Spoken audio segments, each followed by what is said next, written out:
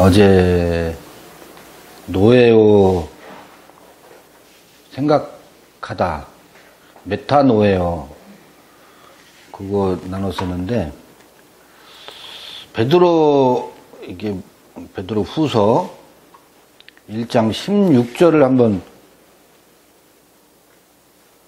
볼까 싶습니다.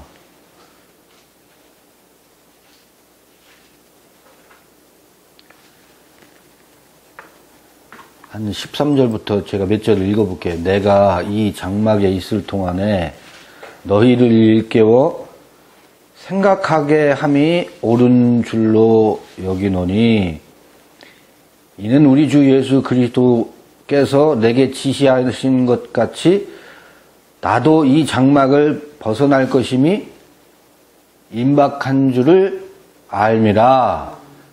내가 힘써 너희로 하여금 나의 떠난 후에라도 필요할 때는 이런 것을 생각나게 하려 하노라.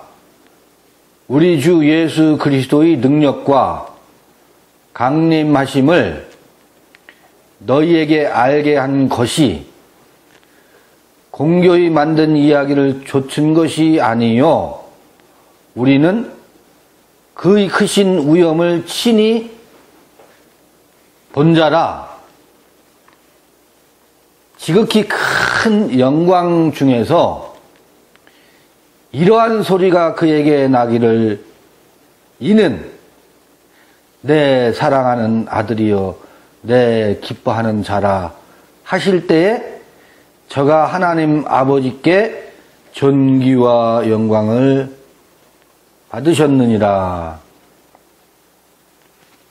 이 소리는 우리가 저와 함께 거룩한 산에 있을 때에 하늘로서 나옴을 들은 것이라. 또 우리에게 더 확실한 예언이 있어? 또 우리에게 더 확실한 예언이 있어?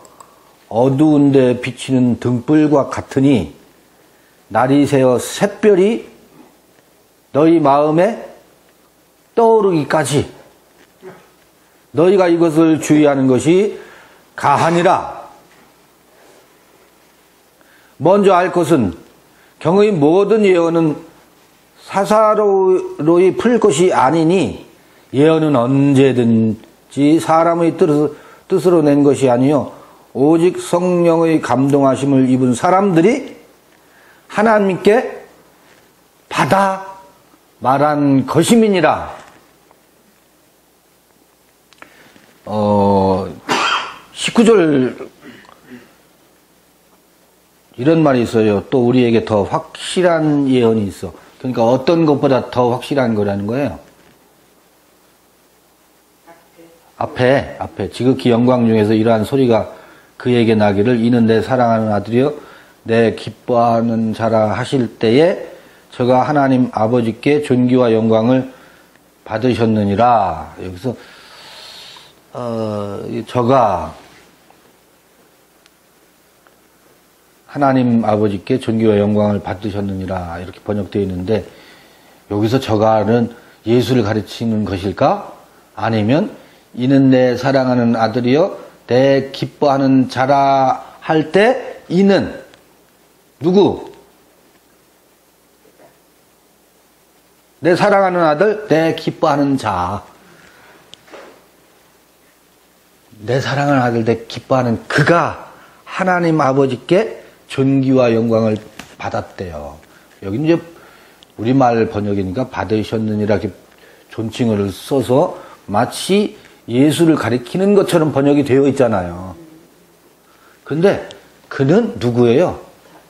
내 사랑하는 자, 내 기뻐하는 자를 3인칭으로 지칭하는 거라고. 그가 하나님 아버지께 존귀와 영광을 받으셨다. 예수도 아니고 모세도 아니고 엘리야도 아니고 그가 하나님 아버지께 존귀와 영광을 받으셨다. 그 누구예요? 그런데 이것을 베드로가 베드로 후서에서 이 이야기를 해요. 이 이야기를 하면서 뭐라고 하냐면 16절에 주 예수 그리스도의 능력과 강림하심을 너희에게 알게 한 것이 주 예수 그리스도의 능력과 강림하심이라고 설명을 하잖아요. 이 변화사는 이 이야기가 주 예수 그리스도의 뭐예요? 강림하심이라고 여기서 표현하고 있잖아요. 그리고 이 강림하심을 너희에게 알게 한 것이 공교히 만든 이야기를 쫓은 것이 아니라는 거예요. 지금 오늘 무엇을 말하고 싶으냐면 이야기를 내가 말하고 싶어서 그래요. 여기 이제 여기서는 이야기라고 해놓고 공교히 만든 이야기라고 해놓고 제 책 에덴의 미토스와 로고스라고 하는 제목으로 에덴 이야기를 풀어 쓴 책이 있잖아요. 그때 말하는 미토스라 말하자면 미토스를 말하는 거거든. 미토스란 말은 원래 신화라는 말이에요. 신화. 로고스에 상응하는 말이야. 로고스에 반대되는 말이라. 로고스와 대비되는 말이라. 무슨 얘기냐면 대개 미토스 하면 신화니까 지어 만든 이야기, 공교한 이야기처럼 생각을 해. 그런데 이 미토스 속에 사실은 로고스가 담겨져 있어요. 이 미토스에서 로고스를 읽어내면 그건 공교한 신화가 아니에요. 그런데 이 미토스에서 로고스를 읽지 못하고 그냥 허탄한 이야기로 생각하면 그건 그냥 신화가 신화인 거야. 신화의 옷을 입고 있는 로고스를 그 속에서 발견하지 못하면 그건 허탄한 이야기에 불과해요. 그 이야기 속에 깃들어 있는 로고스를 읽어내야지. 근데 이제 그 얘기를 이따 풀어갈 거예요. 그런데 이제 여기 앞 뒤에 나와 있는 이야기를 들어보면 그 변화사의 이야기는 베드로가 본인이 뭐 했어요? 목도한 바고 사람들에게 전해주려는 거잖아요. 전해주려는 이야기로 전해준다고. 이러이러한 일이 이러이러한 중에 주의 강림하심을 우리가 친히 보았다라고 말하는 것이 허탄한 이야기가 아니다. 지어 만든 이야기가 아니다. 그건 내게 생생한 경험이다. 그런데 이거보다 더 확실한 예언이 있다. 너희들 각자의 마음속에 뭐가 떠오르는 것? 샛별이 떠오르는 것. 이 이야기는 내 이야기일 뿐이다. 내가 보았고 경험했던 이야기고 주 예수 그리스도의 강림하심에 대한 이야기가 결코 허탄한 이야기가 아니다.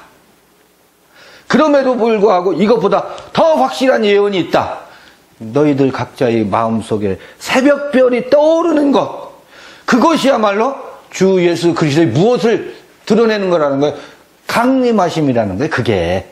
그리고 그것이 그 속에서 그것이 새별이 떠오를 때에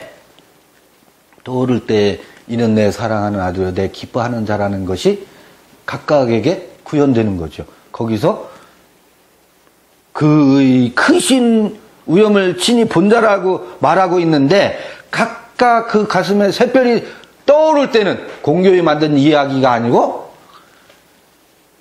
저가 하나님 아버지께 존귀와 영광을 받으셨느니라. 그 존귀와 영광이 각각 가슴에 떠오른 샛별을 통해서 그들에게도 하나님의 존귀와 영광이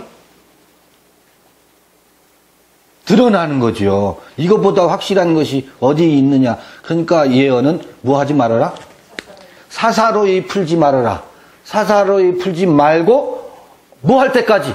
그 마음에 샛별이 떠오를 때까지. 그 사사로이 푸는 예언을 사사로이 풀지 마라 그러는데, 만약에 사사로이 푼다는 것은 허탄한 이야기를 만들어가는 거예요. 로고스가 없는 거야. 그냥 허탄한 이야기로 만들어가는 거예요. 자, 그러면 여기서 우리가 이 시대에 이루어지고 있는 수많은 그 허탄한 이야기들, 주 예수 그리스도의 강림하심을 무엇으로? 육체의 강림과 이 종말론으로 풀어가는 것이죠. 그게 전부 다 허탄한 이야기예요. 사사로이 풀어가는 거라고. 오늘날 횡행하고 있는 우주 종말론과 예수 그리스도의 강림을 육체의 강림으로, 저 구름 타고, 구름도 육체의 구름으로, 저 눈에 보는 이 자연현상의 구름으로 저 구름 타고 오신다, 공중에서 재림하신다, 공중에서 들림받고 거기서 우리가 신랑 신부가 돼서 공중 혼인잔치를 한다. 그게 공교히 만든 예언을 사사로이 풀어서 공교히 만들어가는 허탄한 신화 속에 있는 로고스를 읽지 못하고 신화를 신화로 남겨놓고 많은 허탄한 이야기인 것을 우리가 지금 직시해야 된다고요. 너무너무나 허탄한 이야기가 떠돌고 있고, 거기에서 이 공중 혼인잔치에 다 간대. 다 손오공이 돼 있어 지금. 손오공 구름 타고.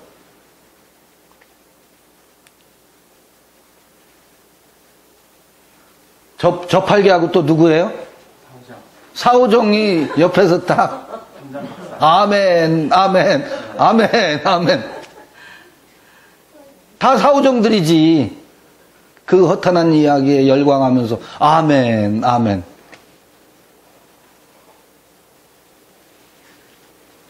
주 예수 그리스도의 강림하심은 무엇으로 확연하게 여기서 해석하고 있어요. 베드로가 그 변화산에서 이 이야기를, 나는 친히 목도한 자다.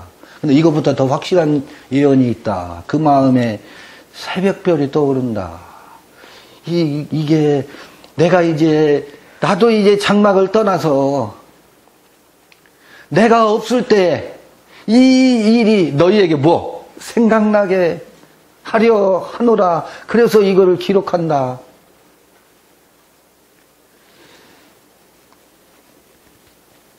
원래 어제 우리는 생각한다 노에오에 대한 얘기를 나눴잖아요.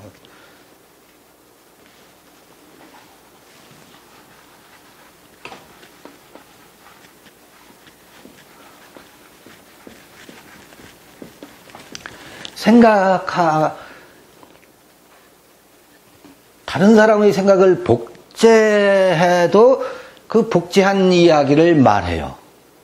생각이 들어와 있으면 그 생각을 말하게 된다고. 그런데 우리는 메타노에오를 이야기했었어요. 메타노에오 하면 그 속에서 비로소 새벽별이 분명하게 떠올라서 자기 존재로 랄레오 혹은 레고 한다 그랬죠. 레고. 내가 말하다예요. 내가 말하다. 내가 말하다. 내가 말하는 내가 말하는 것에서 드러나는 이치와 생명의 소리, 생명의 생명의 원리, 혹은 생명의, 그게 이제 씨의 역할을 하죠. 씨의 역할을 하는데, 요게 로고스거든. 이게 로고스거든.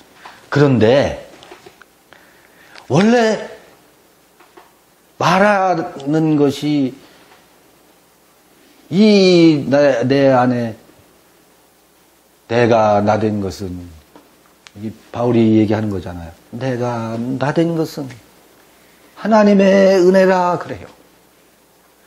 내가 나된 것은, 비로소 내가 나된 것은 하나님의 은혜라. 근데 이 모세가 바로의 그 폭압 속에 있는 이스라엘 유대 민족을 향해서 누가 나를 보냈다고요? 내가 나되게 하는 하나님이, 그 야훼 하나님이 나를 너희에게 보냈다. 왜?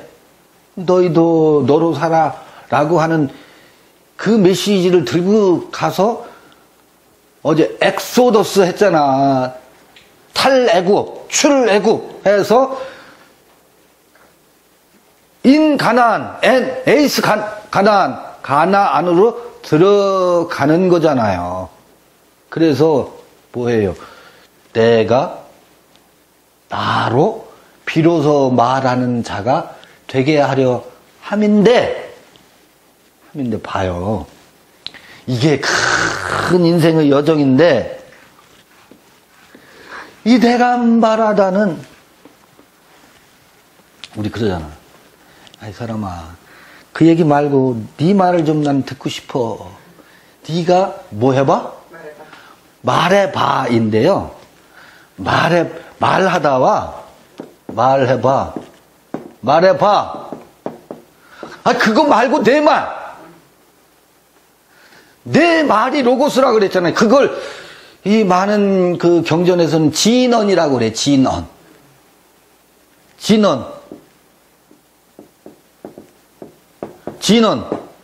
진언이 뭐예요?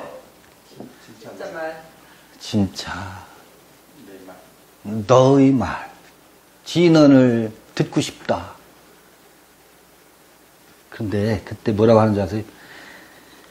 야, 얘기 좀 해봐. 얘기 좀 해보라니까. 네 얘기를 해보라니까. 우리 그런다고. 그럼 말해봐와 얘기해봐. 내가 들을게.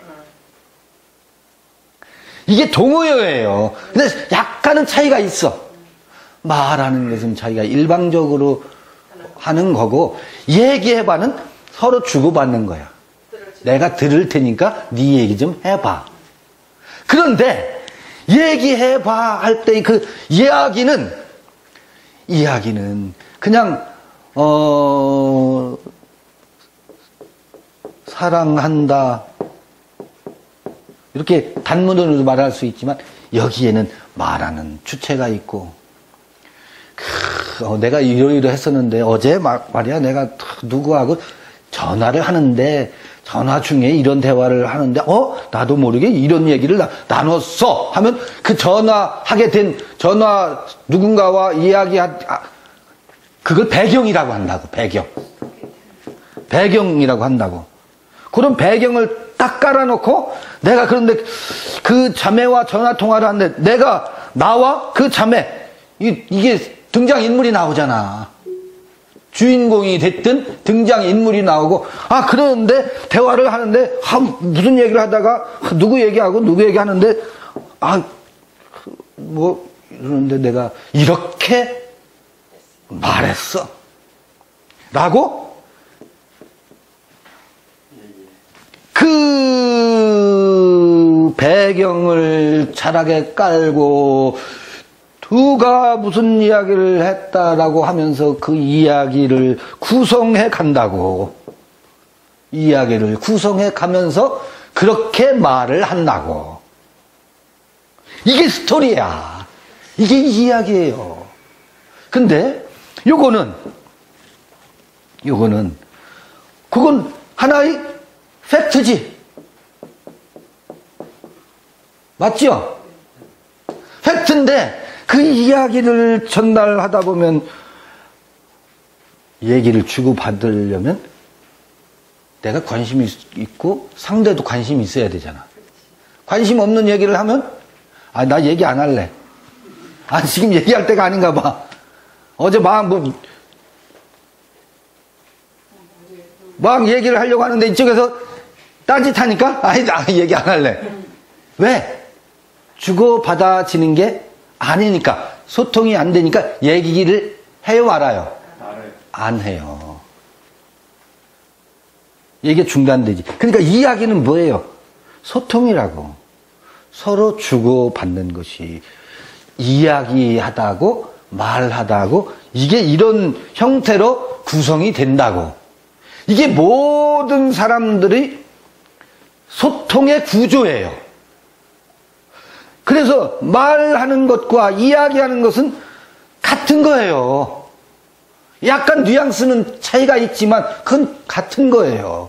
그래서 그 이야기 속에는 항상 그때 당시의 뭐가 등장해? 배경이라는 게 있어요. 이야기의 배경이 있어요. 이야기의 배경이 있다고. 그리고 이야기의 말하는 주체가 있고, 그 이야기를 그런데 이렇게 했는데 언제 어디서 누가 어떻게 무엇을 이야기하게 된 그 스토리 구성을 하게 된다고.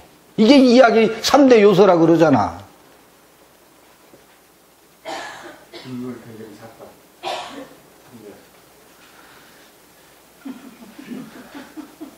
그 사건이 구성이라고, 플롯이라고. 아니, 그런데 여기 공교히 만든 허탄한 이야기가 있다고. 뭐요? 공교히 만든 허탄한 이야기. 그러니까 아무도 주목하지 않는, 아무런 들을 것도 없는 지나가는 이야기. 지나가는 바이 스피크야 이건. 그냥 통과하는 이야기. 들을 것 없는 이야기. 뭐가 없는 이야기? 내용이 없는 이야기. 귀담아 들을 내용이 없는 이야기. 허탄한 이야기라고. 그런데 성서에서 수없이 이런 얘기를 한다고 내가 한 이야기는 허탄한 이야기가 아니다. 허탄한 이야기가 아니다. 공교히 만든 흘러가는 이야기가 아니다. 지나가는 이야기가 아니다. 이야기는, 자, 요게 개인과의 소통에서 이루어지는 이야기고, 이게 공동체의 집단적인 문화와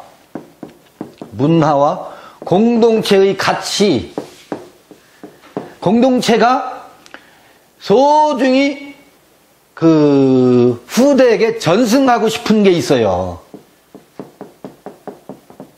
지금 누가 전해주고 싶으면 내가 이 장막 가운데서 떠난 후에라도 너희로 하여금 생각나게 하고 싶은 것 있잖아요.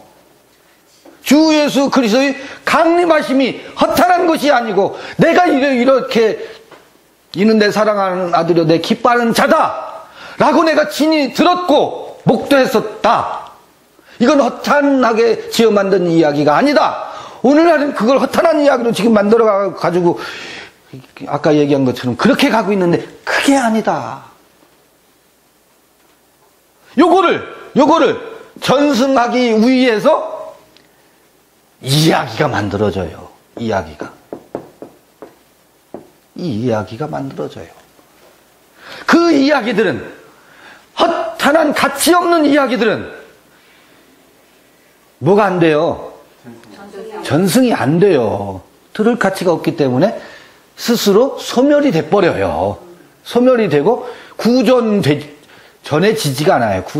그 다음에요, 이야기가 구전되고 사람들에게 입에서 입으로 전해지려면 이야기는 모름지기 재미가 있어야 돼. 사람들에게 흥미가 있어야 되고, 재미가 없으면, 재미없는 이야기는 전승되질 않아요. 오늘날 오징어 게임 이야기가 에미상 감독상하고 나무 주연상을 받아서 환호 자격하고 있잖아요. 한국 사람들이 만든 이야기를 통해서 자본주의의 아주 그 적나라한 것을 까발렸다고 하면서 세계인들이 열광을 하지요. 이야기잖아요. 이야기를 만들어서 이 시대에 관통하는 어떤 가치들을 경종을 울리고 생각을 다시 한번 뭐 하게끔 해요? 되돌아보게 만드는데 어떤 경구, 단문으로 된 좋은 깨달은 말씀보다 이 이야기가 가져다주는 파워와 힘은 대단한 거거든. 이거 경구는 좋은 말씀이잖아. 그냥 그저 좋은 말씀. 그 좋은 말씀은 요새 사람들은 들으려고 안 하네. 이 얼토당토하는 이야기지만 얼토당토 않은 이 허구적인 이야기 속에 작가의 정신이 면면이 담아 흐르잖아요. 그게 로고스거든. 그거를 캐치하고 그거에 열광하는 거거든. 물론 소소한 그 부차적인 것들, 위머와 위트와 오락거리 이런 거를 통해서도 카타르시스 하지만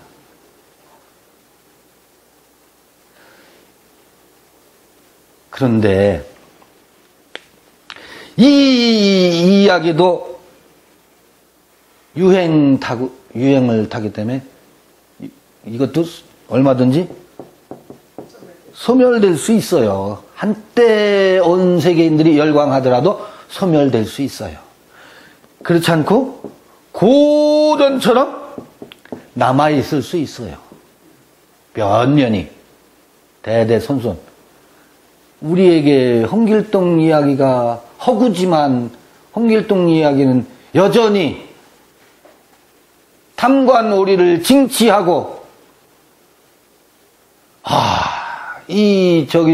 주류 세력이 백성들이 고열을 도리어 백성들을 보호하는 게 아니라 빨아먹는 그것을 누가 홍길동이라는 도적이 의적이 탐관오리를 징치하는 것에서 서민들이 카타르시스를 이룰 이야기잖아요. 이야기 속에서 우리는 마음의 위로와 힘을 얻는다고. 그래서 열광을 한다고. 그래서 그게 흥미없는가 하면 또 시대가 여전히 또 이 권력을 가진 사람들이 민을 괴롭히면 그런 것들이 다시 그 이야기가 어떻게 다시 되살아나서 다시 새로 각색돼가지고 그 이야기를 통해서 다시 우리의 마음을 적셔주잖아요. 이야기가 갖는 힘 아니에요?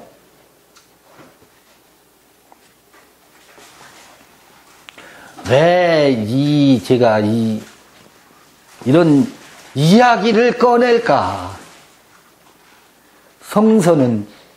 여러분, 성서는 수많은 이야기들 속에서 아직까지도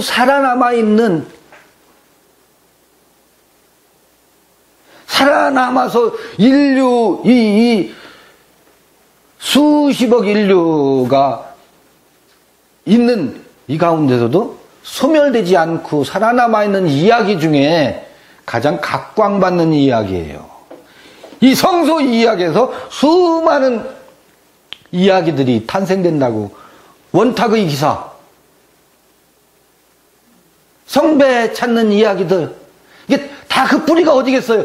전부 다 성서의 이야기에서 파생되어서 오늘날도 여전히 세계적인 문호들, 톨스토이의 각종 그 문학 작품들, 그 기본적인 배경이 어딘데요? 성서의 이야기에서 새로운 이야기들이 그 시대의 위대한 작가들을 통해서 이야기 속에서 그 성서의 근원적인 어떤 그 이야기가 모태가 돼서 새로운 이야기들이 탄생돼서 그 이 문학 작품들이 나오는 거거든.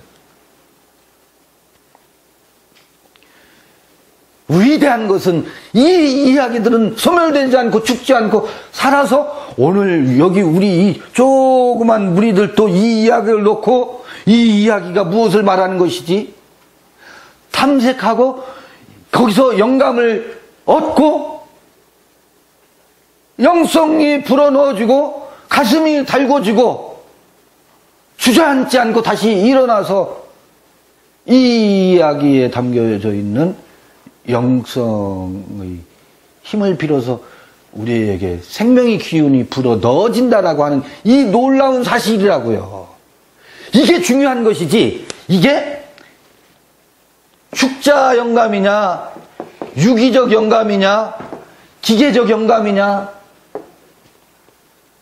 아니, 이 이야기는 참으로 그 노에오가 아니고 메타 노에오, 영의 생각이 담겨져 있기 때문에 바울이 그런 말은 한다고. 하나님의 말씀은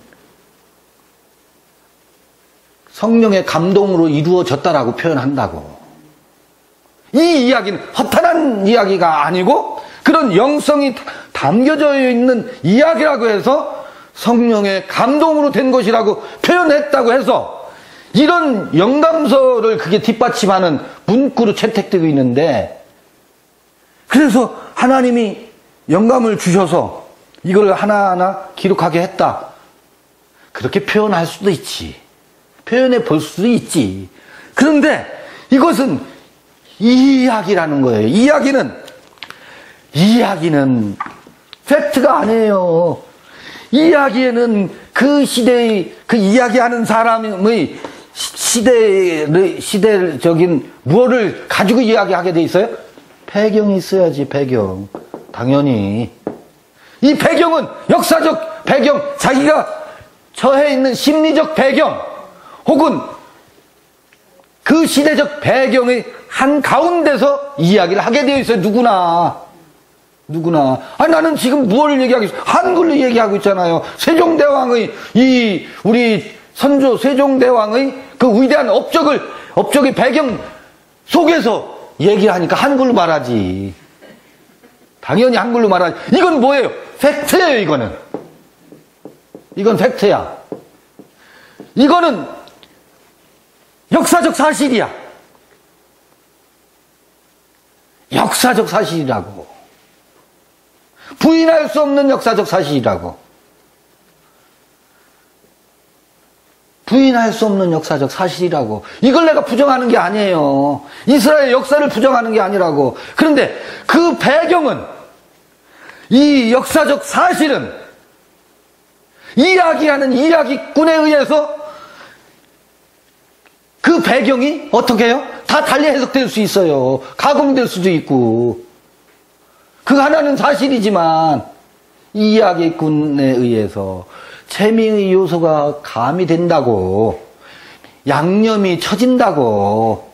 양념이 쳐지는 것이 허구예요? 아, 양념이 쳐졌어? 그건 버블이야, 거품이야. 버블이야. 오징어 게임 저거 있을 수 없는 거야. 저런 게 어디 있어? 저 이야기는 사기다 라고 말하는 평론가가 있느냐고요. 저건 버블이야. 넌 픽션이 아니고 픽션이야. 픽션이니까 믿어서는 안 돼. 아니, 픽션이니까 감동받으면 안 돼 라고 말하는 사람이 있어요? 저건 왜 거짓에 감동을 하느냐고 평론하는 평론가가 있느냐고.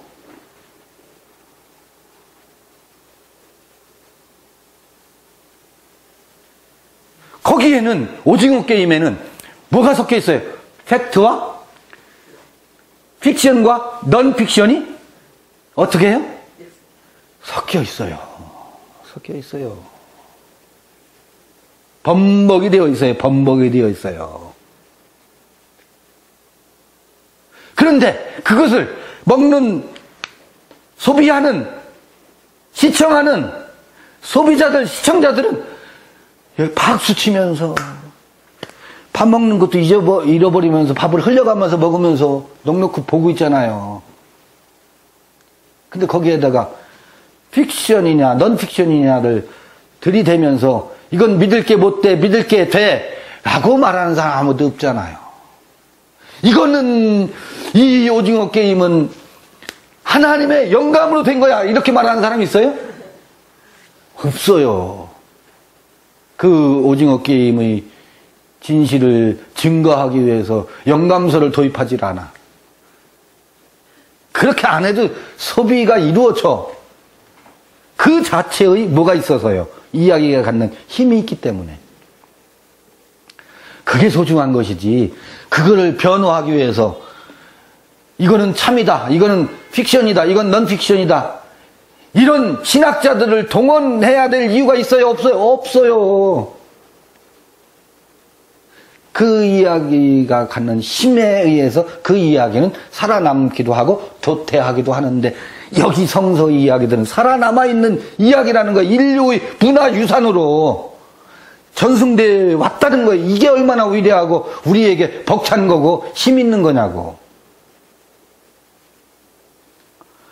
그런데 중요한 것은 여기에서 그 이야기 중에서 요거는 역사적 사실이고 요거는 믿을 게 못 되는 버블이야, 거품이야, 양념이야. 작가가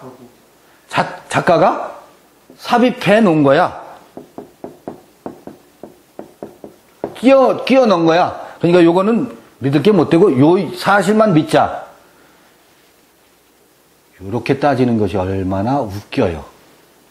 그래서 요거를 논문으로 써. 요거는 작가의 상상력이 개입된 거야. 요거는 사실이야. 요걸 분석하면서 요걸로 학위를 받아. 이 난도질을 해야 되지요. 이 좋은 머리를 가지고 이러고 있어요. 이래야 될 문제인가?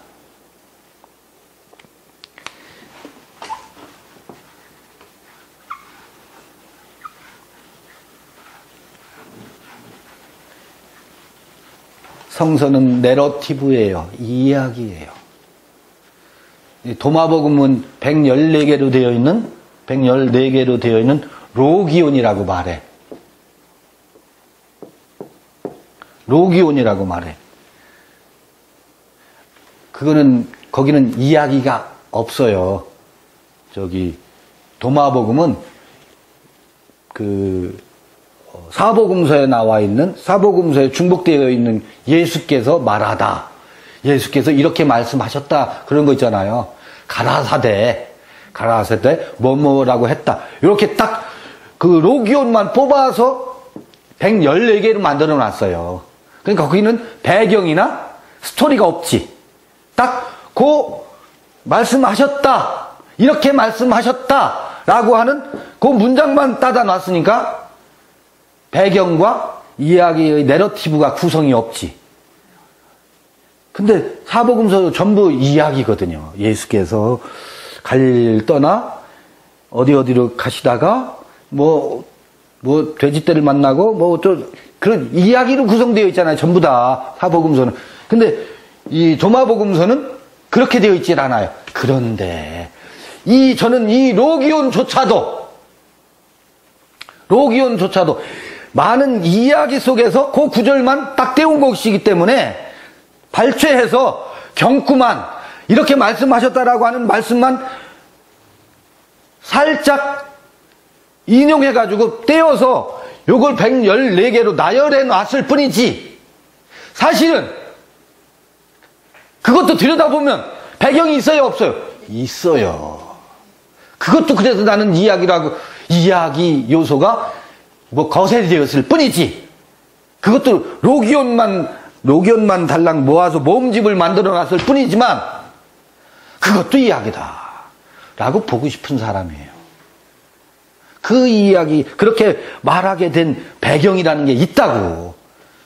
도마복음엔 그 배경이 기록이 안 되어 있을 뿐이지 왜 없겠어요.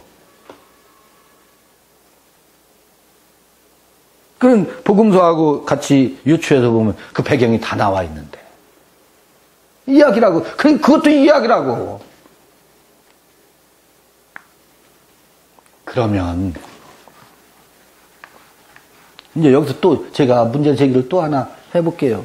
우리 장로님들이나 목사님들이 대표 기도하실 때 늘 하시는 말씀들이 있어. 뭐라고 해요? 역사를 주관하시는 하나님, 천지하시고 천능하신 하나님, 우리의 형편을 속속들이 다 아시는 우리 하나님, 무소하시고 부재하신 하나님 하면서 항상 그 하나님에게 형용하는 용어 중에 뭐가 있어요? 역사를 주관하시는 하나님이 있어요. 역사를 주관하시는 하나님. 그러니까 지금 이 모든 역사는 누가 주관해 가고 계셔? 하나님이 주관하고 가고 계셔. 우리는 거기에 그냥 하나의 소품일 따름이야. 그러니까 우리가 뭐 역사를 주관하시는 하나님 앞에서 우리가 무슨 할 말이 있겠어? 그 하나님을 경배하고 예배해야지.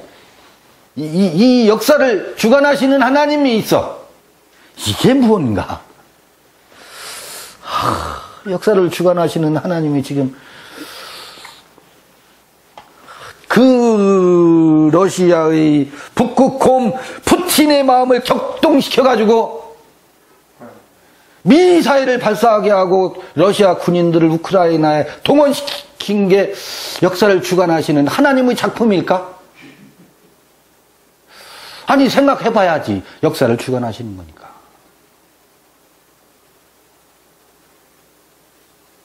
우크라이나의 그 민중들이 수십만이 죽어나가는 일들이 1차 대전이 있었고 2차 대전이 있었고 우리 남북은 대치하고 있고 노동자들은 생각해봐 보세요. 지난번에 뭐 어느 조선소 파업하는데 불경기 때 제가 내용을 잘 모르니까 자세히 그들 사정을 모르니까 인용하기가 송구스럽습니다만 그때 불황기 때 그래 우리가 월급 깎아줄게. 월급 깎고라도 이 불경기를 함께 헤쳐나가자 해서 깎인 월급으로 지금도 일하고 있는데 임원들은 연봉이 뭐 몇 억씩 된다잖아요. 5억짜리도 있대. 그런데 그때 깎인 노동자들은 우리가 놀랬잖아요. 200, 250밖에 용접하고 하는 사람들이 200, 250 아니 도배를 열흘만 해도 3, 400 받는데 그들은 아주 전문적인 기술을 가지고 200, 250, 300 또 못 받아서 데모하고 했다는 이야기를 우리가 듣게 되잖아요. 이 노동자의 삶을 주관하시는 역사를 주관하시는 하나님의 작품입니까? 아니 역사를 주관하신다며. 그러면 좋아. 100번 양보해서 그래 하나님이 역사를 주관하셔. 악화가 양화를 구축하셔. 양화를 구축해가. 저 아프리카 빈민들과 난민들 아니 아프리카의 기아의 허덕이는 나는 TV에서 아프리카 기아 아이들 그걸 방송 틀으면서 모금 활동을 하는데 난 그거 보면 얼른 돌려요. 보고서 모금에 동참해야 되는데 난 그게 너무 안타까워가지고 볼 수가 없어.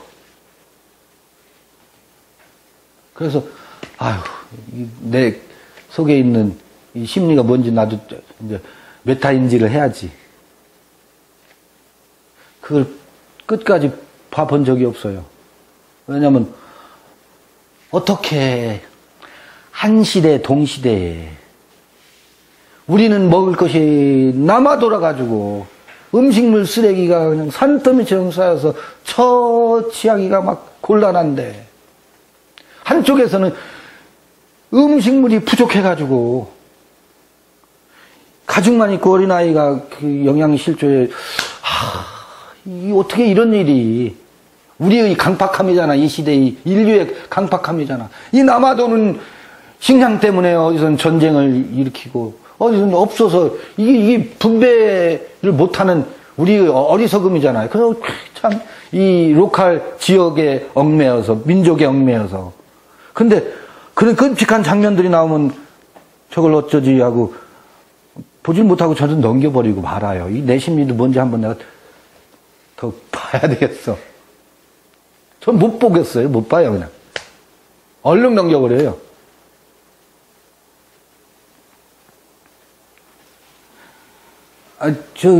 여유가 생기면 우리도 한번 가보자고. 그쪽도 여행 한번 가서 함께. 그래, 우리 함께 들 먹자. 자꾸 우리 지금 뱃살 나와서 난리인데, 다이어트 고민하지 말고, 먹거리 좀 나눠 먹자. 이런 지혜가 우리에게 찾아와서 그 나눔을 할 수 있으면 얼마나 좋겠어요. 그런데, 역사를 주관하신다며. 왜 아프리카에는 하나님이 등을 돌리고 계시지? 역사를 주관하신 하나님이라면 이런 질문을 해볼 수 있어요, 없어요? 아니, 그렇게 역사를 주관하신 하나님을 존중하고 그 하나님을 날마다 오늘도 예배하고 찬양하는 이 시대에 배가 부른 기독교인들이 역사를 주관하신다라고 맨날 노래만 부르지 말고 정말 그 하나님은 역사를 주관하시는가? 아니면 내가 역사를 주관하시는 하나님이라고 그 하나님을 세워놓고 내가 송구합니다. 이것도 지울게요. 지랄하고 있는 건 아닌가? 내가 혼자 지랄하고 있는 건 아닌가? 역사를 주관하시는 하나님은 가장 내가 볼 땐 이건 내 견해야. 이건 여러분들이 동의하거나 말거나 상관없어요. 동의 안 하셔도 되고 비난하셔도 상관없습니다. 역사를 주관하시는 하나님이라고 하는 이 호칭이 이거 뭐예요? 딸랑딸랑이라고. 딸랑딸랑 자기가 세워놓은 신한테 아부하는 거라고. 당신은 역사를 주관하시는 하나님입니다. 그러니 내 형편과 내 사정을 누구보다 잘 아실 터이오니 나를 불쌍히 여기시고 나를 긍휼히 여겨서 나에게 은총을 베풀어 주셔서 그 은총을 찍어 바르기 위해서 거기다 먼저 무엇부터 해야 돼? 당신은 역사를 주관하시오. 주관하시는 하나님이시오. 당신은 위대하시오. 그 위대함을 내게도 좀 은총으로 베풀어 주소서. 요거 거래하고 있는 아주 전형적인 아부 아닙니까? 박수부대 근성 아닌가요? 이렇게 얘기하니까 노엽겠지. 이 역사를 주관하시는 하나님을 경건한 마음으로 오늘도 장로님이 대표 기도를 하고 내려오셨을 텐데 제가 이런 소리를 하니 이게 인기가 있겠어요. 역사를 주관하시는 하나님이 아니라 역사를 내팽개친 하나님이지. 왜 부친의 기름진 배를 격동시켜가지고 미사를 쏘게 만드느냐고. 역사를 주관하신다면. 역사를 배반하는 하나님이고 역사를 내팽개친 하나님이지. 그런 관점에서도 좀 봐보자 이거지. 그러면 우리가 시위를 하고 한번 항의를 해봐야지. 그 하나님에게 촛불을 한번 들어봐야 될 거 아니야. 하나님 이게 무슨 짓이요 하고 하나님을 향해서 촛불을 들고 우리가 한번 광화문에 나서 봐야지. 촛불 시위라도 그 신께 해봐야 되는 거 아니겠어요? 이게 그래도 양심 있는 기독교인들의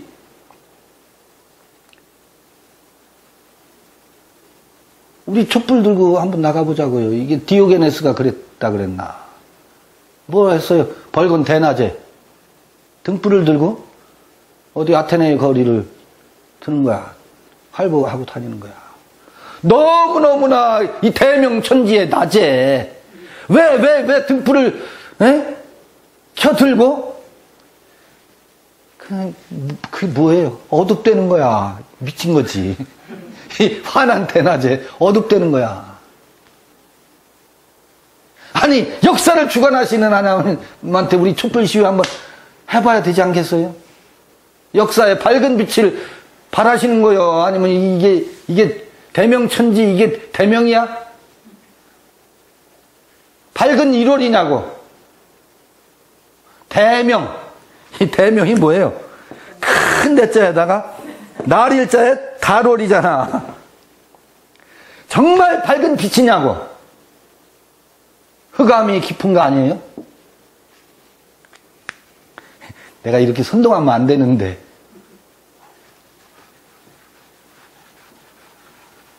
선동이 아니라 생각해 보자는 거예요. 그게 아닙니다. 역사를 주관하시는 하나님이라는 것은 그런 의미가 아니에요. 그건 용에게 붙이는 수식어고요. 정말 역사는 무엇이 이끌어가는지 아세요? 모든 인간은요. 그럼에도 불구하고 베드로와 같이 그리스도의 강림하심이 결코 허탄한 이야기가 아니다라고 하는 이런 이들의 소망과 그들의 열망, 그들이 향하는 곳이 있어요. 그곳이 어디냐면 지극히 거룩한 장소. 그건 공간적인 장소가 아니에요. 지성소라고 표현되어 있지만 홀 더 모스트 홀리 플레이스,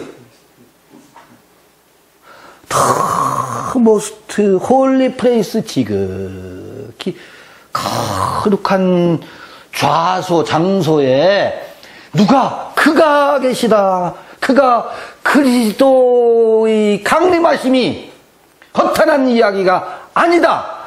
그래서 깨어있는 영성가들은 그 하나님을 뭐 하고 있어요? 향해 있어요. 프로스 톤 데온이라고.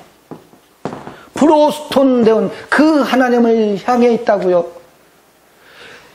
봐요. 저같이 이렇게 키도 짙고 충청도 사투리에다가 말도 버벅대면서 그럼에도 불구하고 여기서 저는 무엇을 향해 서 있어요? 프로스톤 대원을 향해 서 있기 때문에 이 이야기가 허탄한 이야기가 아니다. 그 그리스도의 강림하심이 이는 내 사랑하는 자요 내 기뻐하는 자다. 그 어린아이가 그가 하나님의 영광을 받는다. 그것을 향해 있는 소수가 있다고요. 깨어있는 영성가들이 있다고요. 이게 인간의 존재로 살아가는 길이다 라고 외치는 사람이 있고, 사람들은 그것을 향해 서 있다고.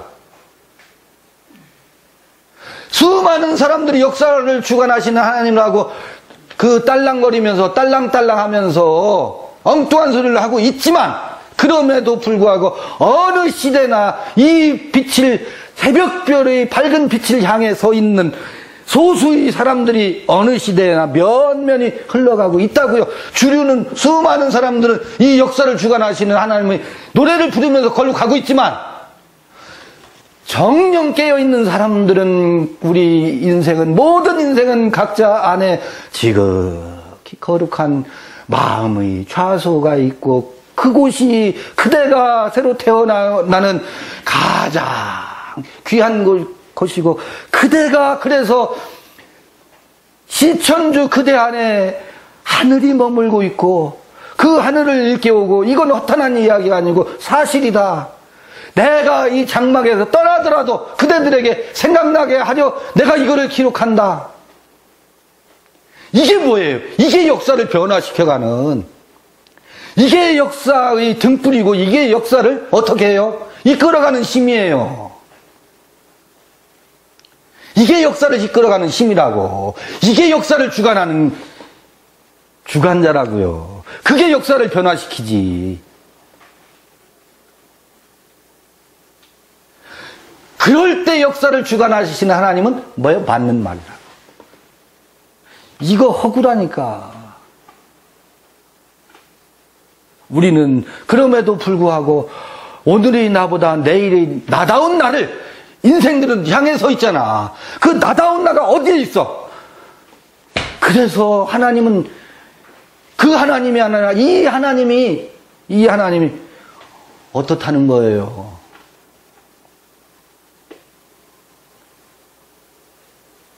그 하나님에 대해서 눈뜬 자들이 이 이야기를 구성하고 있다고. 이야기를. 그러니까 성서의 모든 이야기를 이야기로 읽어야 된다고. 그 이야기는 역사적 배경은 팩트야. 그러나 그 이야기를 구성해가는 구성은 뭐예요? 거기 흥미와 재미를 유발하기 위해 수많은 작가의 상상력들이 같이 가미되어 있다고요. 그게 사실이냐 아니냐 따질 이유 필요가 없이 그 안에서 무엇을 우리는 읽어내야 된다고? 로고스를 읽어내야지. 허탄한 이야기로 끌고 가지 말고. 지금 기독교의 종말론은 허탄한 이야기로 끌고 가고 있다고요. 이거를 저는 주제넘게도 뭐 하고 싶은 거예요? 그건 허탄한 이야기다. 그런 종말론은 없다. 그런 혼인잔치는 허탄한 이야기다. 왜 이 소중한 이야기를 허탄한 이야기로 끌고 가느냐. 이렇게 한번 말해보는 거예요. 이게 역사를 이끌어가는 힘이에요. 도대체 역사를 주관하시는 하나님이라는 말의 허구와 실제를 홍해가 갈라지듯이 분명히 나눠보고 싶어서 오늘 제목을 뭐로 할까? 역사를 주관하시는 하나님이라고 동영상 제목을 역사를 주관하시는 하나님이에요? 우리 정신 차려야 돼요. 정신 차려야 돼요. 그런 하나님이 아니라니까. 그 우상이라니까. 하늘의 용이라니까. 그 속에서 아주 기독교의 지독한 이기적인 이기심과 선민의식과 배타성. 우리는 역사를 주관하시는 하나님의 아들이래. 너희들은 그 하나님을 뭐 했어? 순종치 않으니까? 너희들은 사탄의 자식이야. 이러고 있어요. 이게 어떻게 이 역사를 주관하시는 하나님을 모시는 사람들이 사유구조, 사고가 이렇게 망조가 들어서야 어찌 되겠어요? 그러니 그게 맞는 말이냐고. 그게 맞는 말이겠어요?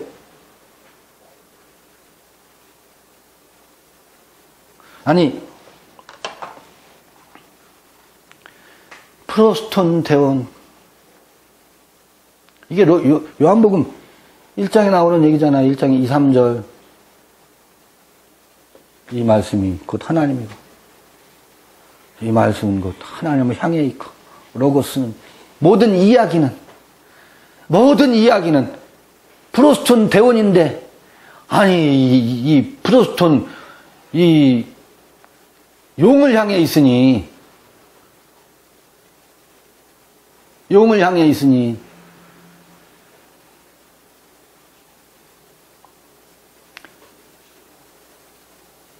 우리 비용이 들더라도 다음번에는 촛불 하나씩 사들고 오십시오.